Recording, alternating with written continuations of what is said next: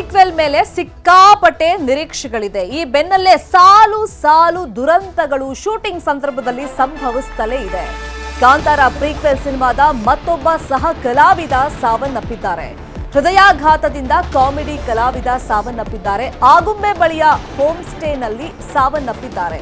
ಶೂಟಿಂಗ್ಗೆ ಅಂತ ಹೇಳಿ ಬಂದಿದ್ರು ವಿಜು ವಿಕೆ, ಕೇರಳದ ತ್ರಿಶೂರ್ ಮೂಲದ ಮಿಮಿಕ್ರಿ ಕಲಾವಿದ ಇವರು. ಕಾಂತಾರ ಪ್ರೀಕ್ವೆಲ್ನ ಶೂಟಿಂಗ್ಗೋಸ್ಕರ ಇವರು ಕೇರಳದಿಂದ ಬಂದಿದ್ರು. ನಿನ್ನೆ ರಾತ್ರಿ ಏಕಾಏಕಿ ವಿಜುಗೆ ಎದೆ ನೋವು ಕಾಣಿಸ್ಕೊಂಡಿದೆ. ತಕ್ಷಣಕ್ಕೆ ಅವರನ್ನ ತೀರ್ಥಹಳ್ಳಿ ಆಸ್ಪತ್ರೆಗೆ ಕರ್ಕೊಂಡ್ ಬಂದಿದ್ದಾರೆ. ಆದರೆ ಮಾರ್ಗ ಮಧ್ಯದಲ್ಲೇ ಅವರು ಕೊನೆ ಉಸಿರನ್ನ ಎಳೆದಿದ್ದಾರೆ ಅಂತೇಳಿ ವೈದ್ಯರು ಮಾಹಿತಿಯನ್ನ ಕೊಟ್ಟಿದ್ದಾರೆ. ಇನ್ನು ಕಾಂತಾರ ಚಿತ್ರತಂಡದಲ್ಲಿ ಇದು 3ನೇ ಸಾವಾಗಿರೋದ್ರಿಂದ ಈ ಪ್ರೀಕ್ವೆಲ್ ಶೂಟಿಂಗ್ ಸಂದರ್ಭದಲ್ಲಿ ಇಡೀ ಚಿತ್ರತಂಡ ಒಂಥರ ಶಾಕ್ಗೆ ಒಳಗಾಗಿದೆ. ಏನಾಗ್ತಿದೆ ಸಿನಿಮಾ ಟೀಮಲ್ಲಿ ಅಂತ ಹೇಳಿ. ಶೂಟಿಂಗ್ ಟೈಮ್ನಲ್ಲಿ ಬಹಳ ಎಚ್ಚರಿಕೆಯಿಂದ ಇರಬೇಕು ಅಂತೇಳಿ ಈ ಹಿಂದೆ ದೈವ ಸೂಚನೆಯನ್ನ ಕೊಟ್ಟಿತ್ತು. ಒಂದು ಮುನ್ಸೂಚನೆ ತರ ಕೊಟ್ಟಿತ್ತು. ದೈವ ಸೂಚಿಸಿದ ಬಳಿಕ ಇದೀಗ 3ನೇ ಕಲಾವಿದ ಸಾವನ್ನಪ್ಪಿರೋದು. ಹಾಗಾಗಿ ಕಾಂತಾರ ಚಿತ್ರತಂಡ ಇದೀಗ ಈ ಟೆನ್ಷನ್ ನಲ್ಲಿದೆ. ಇನ್ನು ಹಿಂದಿನ ಘಟನೆಗಳನ್ನ ನೆನಪು ಮಾಡ್ಕೊಳ್ಳೋದಾದ್ರೆ, ಕುಂದಾಪುರದಲ್ಲಿ ಸೆಟ್ನಲ್ಲಿ ಒಂದ್ಸಲ ಬೆಂಕಿ ಬಿದ್ದಿತ್ತು.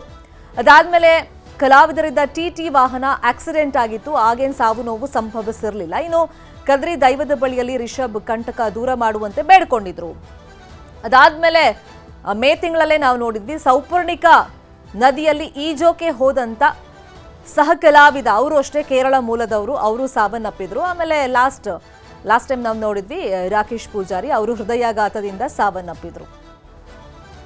ಇನ್ನು ಇವತ್ತಿಂದ ತೀರ್ಥಹಳ್ಳಿಯಲ್ಲಿ ಕಾಂತಾರ ಪ್ರೀಕ್ವೆಲ್ ಶೂಟಿಂಗ್ ಇತ್ತು. ಬ್ಯಾಕ್ ವಾಟರ್ ನಲ್ಲಿ ಅದ್ಧೂರಿ ಸೆಟ್ ಅನ್ನ ಚಿತ್ರತಂಡ ಹಾಕಿ ಇವತ್ತಿಂದ ಶೂಟಿಂಗ್ ಅಂತ ಹೇಳಿ ಪ್ಲಾನ್ ಅನ್ನ ಮಾಡ್ಕೊಂಡಿದ್ರು. ದೈವದ ಉತ್ಸವ ಸನ್ನಿವೇಶಕ್ಕಾಗಿ ಅದ್ಧೂರಿಯಾಗಿ ಸೆಟ್ ಅನ್ನ ಹಾಕಲಾಗಿತ್ತು ತೀರ್ಥಹಳ್ಳಿ ಹತ್ರ ಬ್ಯಾಕ್ ವಾಟರ್ ನಲ್ಲಿ.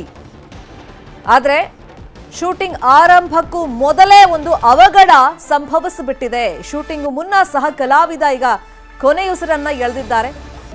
ಚಿತ್ರತಂಡದ ಮಾಹಿತಿ ಪಡೆಯೋದಕ್ಕೆ ಪೊಲೀಸರು ಇದೀಗ ಮುಂದಾಗಿದ್ದಾರೆ. ಒಂದಾದ್ಮೇಲೆ ಒಂದು ಕಂಟಕ ಎದುರಾಗ್ತಲೇ ಇದೆ. ಹಾಸನ ಸಮೀಪ ಶೂಟಿಂಗ್ ಮಾಡ್ತಾ ಇದ್ರು. ಆಗ ಫಾರೆಸ್ಟ್ ಡಿಪಾರ್ಟ್ಮೆಂಟ್ ಇಂದ ಸ್ವಲ್ಪ ಸಮಸ್ಯೆಗಳು ಉದ್ಭವವಾಯಿತು. ಅದಾದ್ಮೇಲೆ ಕುಂದಾಪುರದ ಬಳಿ ಶೂಟಿಂಗ್ ಮಾಡ್ತಾ ಇದ್ದಾಗಲೂ ಕೂಡ ಇದೇ ಸಮಸ್ಯೆ ಉದ್ಭವಿಸಿತ್ತು. ಪರ್ಮಿಷನ್ ತಗೊಂಡಿದ್ದಾರಾ ಇಲ್ವಾ, ಪರಿಸರ ನಾಶ ಮಾಡ್ತಿದ್ದಾರೆ, ಇಂಥದ್ದೆಲ್ಲ ಆರೋಪಗಳು ಕೇಳಬಂತು.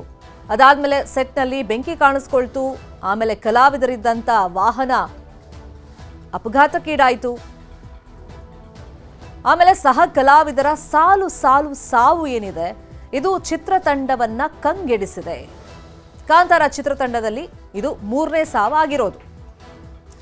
ಇನ್ನು ಹಿಂದಿನ ಘಟನೆಗಳು, ಮೇ 6ನೇ ತಾರೀಕು ಜೂನಿಯರ್ ಕಲಾವಿದ ಸಾವನ್ನಪ್ಪಿದ್ರು. ಸೌಪರ್ಣಿಕಾ ನದಿಯಲ್ಲಿ ಈಜೋಕೆ ಅಂತ ಹೋದಂತ ಸಂದರ್ಭದಲ್ಲಿ ಮುಳುಗಿ ಸಾವನ್ನಪ್ಪಿದ್ರು. ಇವರು ಕೇರಳ ಮೂಲದವರು. ಇನ್ನು ರಾಕೇಶ್ ಪೂಜಾರಿ ಕುಂದಾಪುರದಲ್ಲಿ ಸಾವನ್ನಪ್ಪಿದ್ರು. ಅಂದ್ರೆ ಇವರು ಸಿನಿಮಾದಲ್ಲಿ ಆಕ್ಟಿಂಗ್ ಮಾಡಿದ್ರು.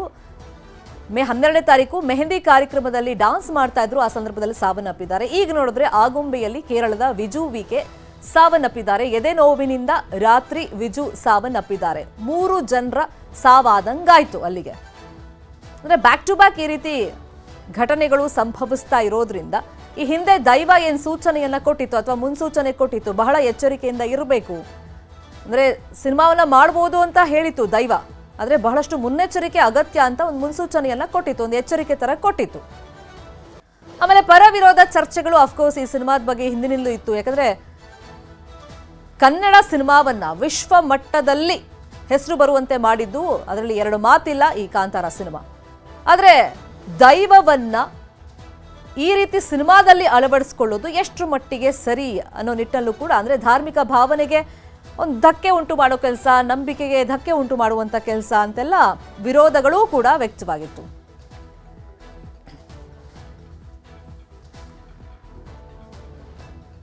ಇದೇ ವಿಚಾರವಾಗಿ ಇನ್ನಷ್ಟು ಡೀಟೇಲ್ ಆಗಿ ಇನ್ಫಾರ್ಮೇಶನ್ ಕೊಡ್ತಾ ಹೋಗೋದಕ್ಕೆ ನೇರ ಸಂಪರ್ಕದಲ್ಲಿ ಕನೆಕ್ಟ್ ಆಗಿದ್ದಾರೆ ನಮ್ಮ ಶಿವಮೊಗ್ಗ ರಿಪೋರ್ಟರ್ ವಿನಯ್. ಹಾಗೇನೆ ಕಾಂತಾರ ಸಿನಿಮಾ ಟೀಮ್ ಯಾವ ತರ ಶಾಕಿಗೆ ಒಳಗಾಗಿದೆ, ಸರಣಿಯಾಗಿ ಈ ತರ ಸಾವು ನೋವುಗಳು ಸಂಭವಿಸ್ತಾ ಇರೋದ್ರಿಂದ ಈ ಬಗ್ಗೆ ಎಕ್ಸ್ಪ್ಲನೇಷನ್ ಕೊಡೋದಕ್ಕೆ ನಮ್ಮ ರಿಪೋರ್ಟರ್ ಸತೀಶ್ ಜಾಯ್ನ್ ಆಗಿದ್ದಾರೆ. ಫಸ್ಟ್ ತೀರ್ಥಹಳ್ಳಿ ಅಪ್ಡೇಟ್ಸ್ ಅನ್ನ ತಿಳ್ಕೊಂಬೋಣ. ವಿನಯ್, ಏನಾಗಿತ್ತಂತೆ ಈ ಸಹ ಕಲಾವಿದ ವಿಜುಗೆ? ಯಾವತ್ ಬಂದ್ ಜಾಯಿನ್ ಆಗಿದ್ರಂತೆ ಸಿನಿಮಾ ಟೀಮ್ನ? ಮತ್ತೆ ಇವತ್ತು ಶೂಟಿಂಗ್ಗೆ ಅದ್ದೂರಿಯಾಗಿ ಒಂದು ಸೆಟ್ ಎಲ್ಲ ಪ್ಲಾನ್ ಮಾಡ್ಕೊಂಡಿದ್ರು ದೈವದ ಉತ್ಸವದ ಕುರಿತಂತೆ. ಸೊ ಶೂಟಿಂಗ್ ಕಂಟಿನ್ಯೂ ಆಗ್ತಾ ಇದೆಯಾ? ಪೊಲೀಸರು ಅಲ್ಲಿಗೆ ಎಂಟ್ರಿ ಕೊಟ್ಟಿದ್ದಾರಾ? ಏನ್ ಮಾಹಿತಿ ಸಿಗ್ತಾ ಇದೆ ವಿನಯ್? ಶರ್ಮಿತಾ ಏನು ಕಾಂತಾರ ಎರಡನೇ ಭಾಗದ ಅಂದ್ರೆ ಭಾಗದ ಶೂಟಿಂಗ್ ಏನು ಶಿವಮೊಗ್ಗದ ತೀರ್ಥಹಳ್ಳಿ ಭಾಗದಲ್ಲಿ 30 ದಿನಗಳ ಕಾಲ ನಡೆಯೋದಕ್ಕೆ ಪ್ಲಾನ್ ಅನ್ನ ಮಾಡ್ಕೊಂಡಿದ್ರು. ಈಗಾಗಲೇ 10 ದಿನಗಳ ಕಾಲ ಶೂಟಿಂಗ್ ಕೂಡ ಮುಗ್ದೋಗಿತ್ತು. ಹಾಗಾಗಿ ಸುತ್ತಮುತ್ತಲ ಆಗುಂಬೆ ಹಾಗೂ ತೀರ್ಥಹಳ್ಳಿ, ಯಡಿಯೂರು ಈ ತರ ಭಾಗದಲ್ಲಿರುವಂತಹ ಪ್ಲೇಸ್ ಗಳಿಗೆ ಅವರು ಕಾಂತಾರ ಶೂಟಿಂಗ್ ಆಗಿ ನಿಯೋಜನೆ ಮಾಡ್ಕೊಂಡಿದ್ರು. ಇದಕ್ಕಾಗಿ ಹೋಮ್ ಸ್ಟೇಗಳಾಗಿರ್ಬೋದು, ಹಾಗೆ ರೆಸಾರ್ಟ್ ಗಳಲ್ಲಿ ಕಲಾವಿದರು ಹಾಗೂ ಟೆಕ್ನಿಷಿಯನ್ಗಳು ಉಳ್ಕೊಂಡಿದ್ರು. ಕಳೆದ 10 ದಿನಗಳಿಂದ ಶೂಟಿಂಗ್ ಕೂಡ ಪ್ರಾರಂಭವಾಗಿದ್ದು, ಸದ್ಯ ಏನು ಒಬ್ಬೊಬ್ಬರ ಪಾತ್ರವನ್ನ ಅಂದ್ರೆ ಏನು ಬಿಜು ಅವರ ಪಾತ್ರ ಆಗಿರ್ಬೋದು, ಪಾತ್ರಗಳು ಯಾರಿದೆ ಆ ಪಾತ್ರಗಳಿಗೆ ಸಂಬಂಧಪಟ್ಟ ಕಾಲ್ ಶೀಟ್ ಏನಿತ್ತು ಆ ಕಾಲ್ ಶೀಟ್ ಪ್ರಕಾರ ಶೂಟಿಂಗ್ ಆಗ್ತಾ ಇತ್ತು. ಇದರ ಪ್ರಕಾರವಾಗಿ ಏನು ಕೇರಳ ಮೂಲದ ವಿದ್ಯುತ್ ವಿಕೆ ಅನ್ನೋರು ಅಂದ್ರೆ ಅವರು ಅಲ್ಲಿ ಹಾಸ್ಯ ಕಲಾವಿದರಾಗಿದ್ದಾರೆ, ಹಾಗೆ ಮಿಮಿಕ್ರಿ ಕಲಾವಿದರು ಕೂಡ ಆಗಿದ್ದು. ಇವರು ಭಾಗವನ್ನು ಕೂಡ ಚಿತ್ರೀಕರಣ ಮಾಡೋದಕ್ಕೆ ಕಳೆದ 2 ದಿನಗಳಿಂದ ಅವರು ಏನು ಶಿವಮೊಗ್ಗದ ತೀರ್ಥಹಳ್ಳಿಯ ಆಗುಂಬೆಯಲ್ಲಿ ಅಂದ್ರೆ ವಾಸವಾಗಿದ್ರು.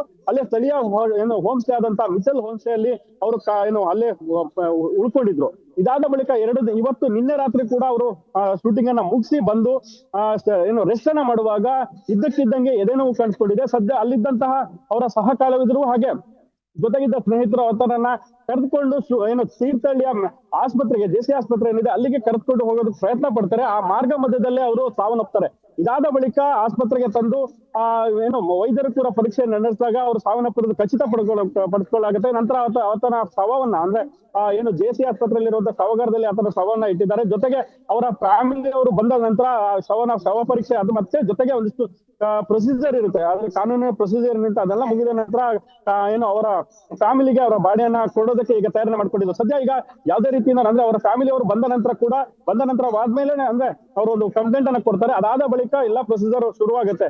ಅವರ ಫ್ಯಾಮಿಲಿ ಏನಿದ್ದಾರೆ ಅವರು ಬರೋದಕ್ಕೆ ಈಗ ಪೊಲೀಸರು ಕಾಯ್ತಾ ಇದ್ದಾರೆ. Sharmita, fine, thank you Vinay ತಮ್ಮ ಇನ್ಫಾರ್ಮೇಶನ್ಗೆ. ಇನ್ನು ಸರಣಿಯಾಗಿ ಈ ತರ ಸಾವು ನೋವುಗಳು ಸಂಭವಿಸ್ತಾ ಇರೋದ್ರಿಂದ ಚಿತ್ರತಂಡ ಯಾವ ತರ ಶಾಕಿಗೆ ಒಳಗಾಗಿದೆ ಇನ್ಫಾರ್ಮೇಶನ್ ಕೊಡೋಕೆ ಸತೀಶ್ ಲೈವ್ ನಲ್ಲಿ ಕನೆಕ್ಟ್ ಆಗಿದ್ರು. ಸತೀಶ್, ದೈವದ ಬಗ್ಗೆ ಒಂಚೂರು ಅಪಚಾರ ಆದ್ರೂ ಕೂಡ ದೊಡ್ಡ ಮಟ್ಟದಲ್ಲೇ ಹಾನಿ ಉಂಟಾಗುತ್ತೆ, ದೊಡ್ಡ ಹೊಡೆತಾನೆ ದೈವ ಕೊಡುತ್ತೆ. ಹಾಗಾಗಿ ಧಾರ್ಮಿಕ ಭಾವನೆ ಅಥವಾ ಧಾರ್ಮಿಕ ಭಾವನೆಗೆ ಧಕ್ಕೆ ತರೋದು, ಧಾರ್ಮಿಕತೆ ವಿಷಯಕ್ಕೆ ಎಂಟ್ರಿ ಕೊಡುವಾಗ ತುಂಬಾ ಹುಷಾರಾಗಿರ್ಬೇಕು. ಕರಾವಳಿ ಮಂದಿಗೆ ಈ ಬಗ್ಗೆ ಬಹಳ ಅರಿವಿರುತ್ತೆ.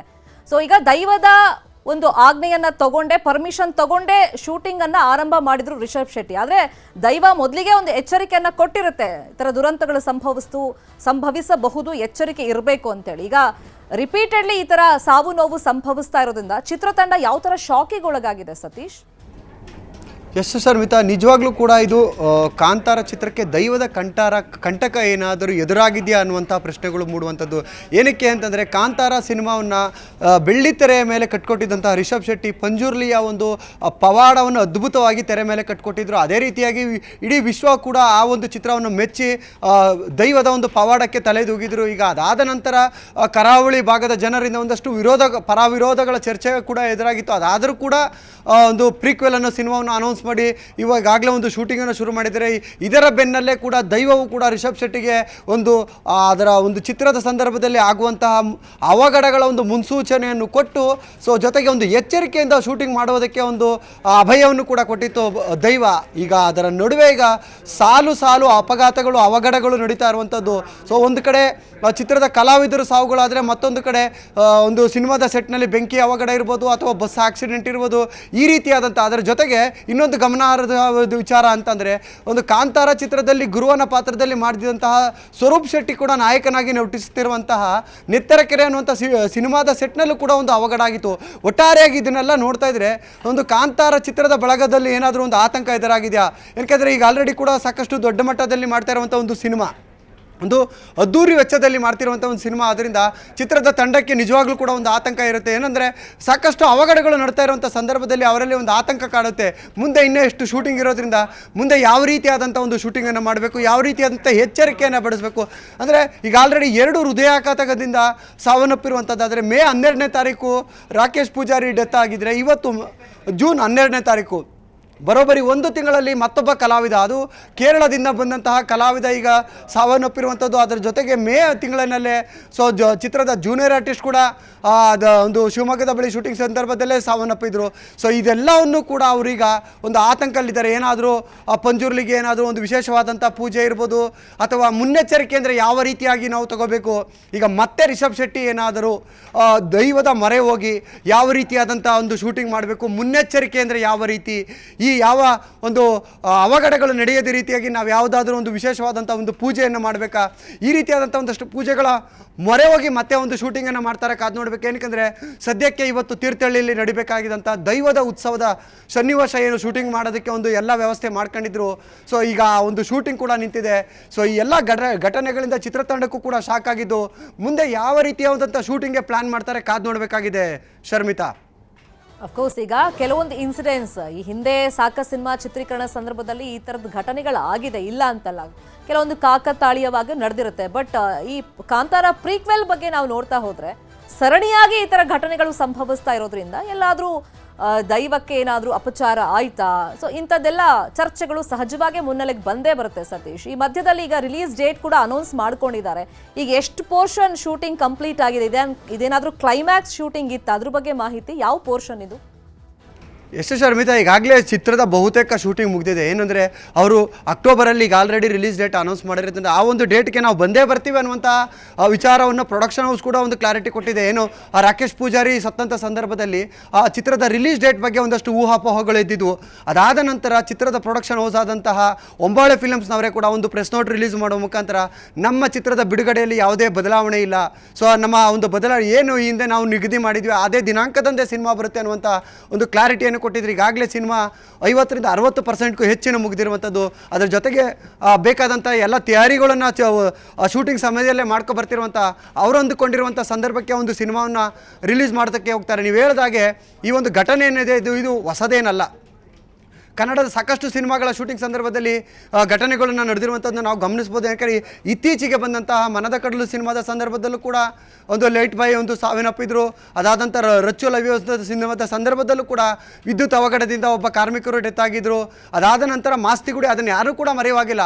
ಆ ಒಂದು ಸನ್ನಿವೇಶವನ್ನು ಒಂದು ಆಕ್ಷನ್ ಸೀಕ್ವೆನ್ಸನ್ನು ಶೂಟ್ ಮಾಡುವಂಥ ಸಂದರ್ಭದಲ್ಲೂ ಕೂಡ ಒಂದು ನೀರಿನಲ್ಲಿ ಅವಘಡ ಆಗಿ ಇಬ್ಬರು ಕಲಾವಿದರನ್ನು ಕಳ್ಕೊಂಡಿರುವಂಥದ್ದು ಇವತ್ತಿಗೂ ಕೂಡ ಯಾರೂ ಮರ್ತಿಲ್ಲ.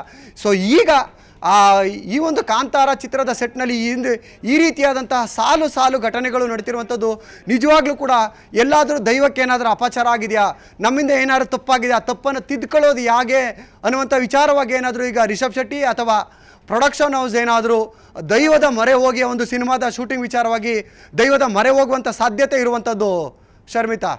ನೋಡೋಣ ಇದಕ್ಕೆ ಚಿತ್ರತಂಡ